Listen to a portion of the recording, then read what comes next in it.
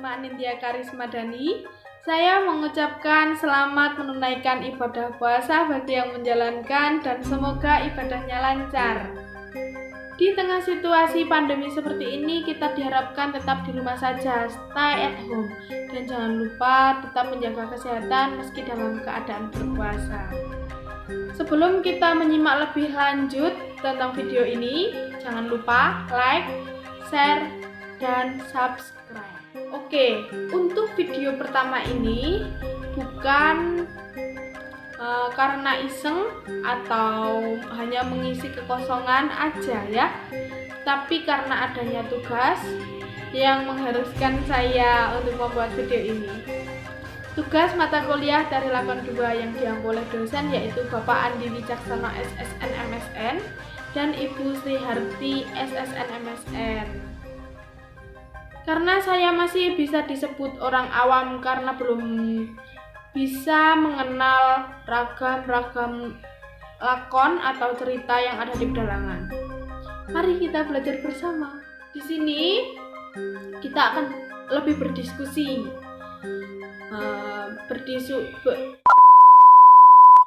Berdiskusi tentang jenis lakon lairan. Nah, menurut penjelasan yang ada di buku teori lakon 2, lakon lairan merupakan salah satu jenis lakon yang di dalamnya mengandung peristiwa kelahiran seorang tokoh atau lebih. Namun, pengertian lahir di sini tidak selalu berarti tokoh itu benar-benar keluar dari kandungan ibunya, tetapi dapat juga proses perubahan dari sesuatu menjadi bayi atau belum sepenuhnya sempurna sebagaimana mestinya. Sebagai contoh judul lakon yang tidak selalu menunjuk langsung adanya peristiwa kelahiran bayi adalah lakon Pecahe Bungkus atau lahirnya Bratasena, atau yang orang banyak mengenal Werkudara atau Bima yang lahir masih dengan bungkusnya. Sebaliknya, meskipun dalam judul menunjuk adanya peristiwa kelahiran, tetapi bayinya sudah lahir namun belum sempurna, seperti lakon Gatotkaca Lair. Gatotkaca lahir, tapi dia belum sempurna karena tali pusar tidak bisa dipotong menggunakan apapun. Meski sudah mencoba memotong menggunakan pusaka milik ayahnya yaitu Kuku Ponconoko, namun tidak membuahkan hasil. Lakon lairan dalam dunia pedalangan sedikitnya ada 2 ragam, yaitu bayi lahir dari seorang ibu yang di dalamnya juga terdapat 2 variasi, yaitu lahir melalui kelamin ibu dalam wujud bayi normal seperti Setyaki, Wisanggeni, dan Abimanyu, dan bayi belum berwujud bayi normal seperti Bratasena dan Gatotkaca yang sudah saya ceritakan di depan tadi.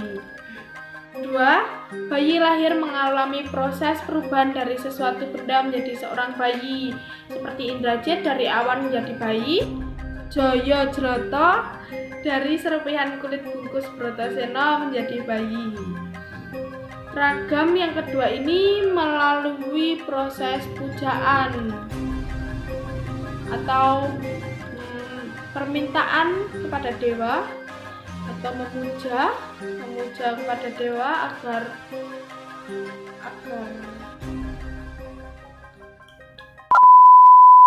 kelahiran seorang tokoh wayang yang digarap dalam lakon lairan terdapat 2 macam variasi, yaitu tokoh yang lahir mempunyai peranan penting dalam menyelesaikan permasalahan baik yang dihadapi oleh orang tua atau keluarga dekatnya seperti Wisanggeni, Setyaki, dan Abimanyu, walaupun permasalahan yang dihadapi orang lain seperti lahirnya Gatotkaca.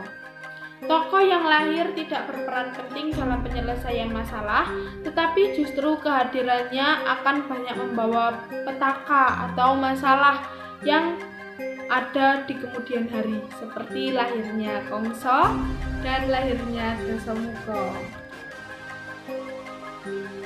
Ciri umum yang terdapat dalam lakon lairan yaitu adanya peristiwa kelahiran bayi dalam arti dari bentuk atau dari belum ada menjadi ada.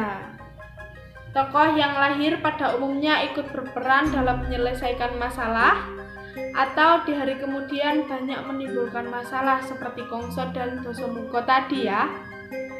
Tokoh yang lahir proses pertumbuhannya secara cepat melalui dimandikan banyu gege, diadu perang, dan atau dimasukkan ke dalam kawah Condrodimuka seperti masa kecilnya Gatotkaca.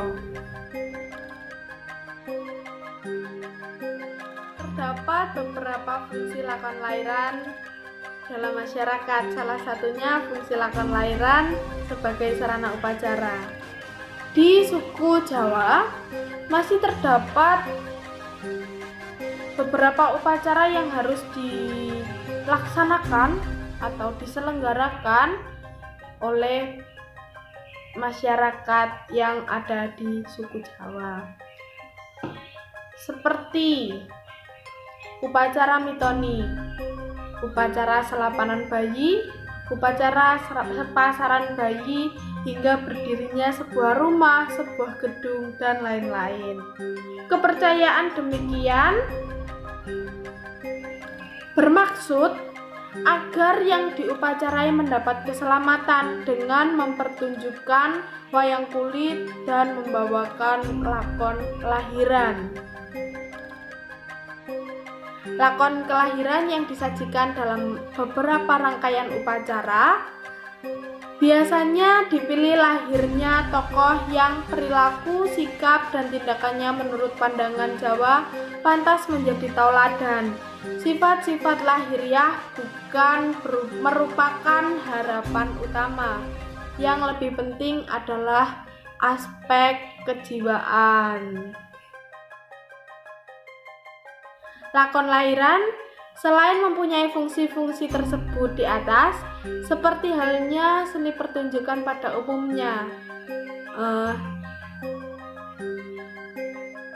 pertunjukan wayang kulit dengan lakon lahiran berfungsi sebagai tontonan.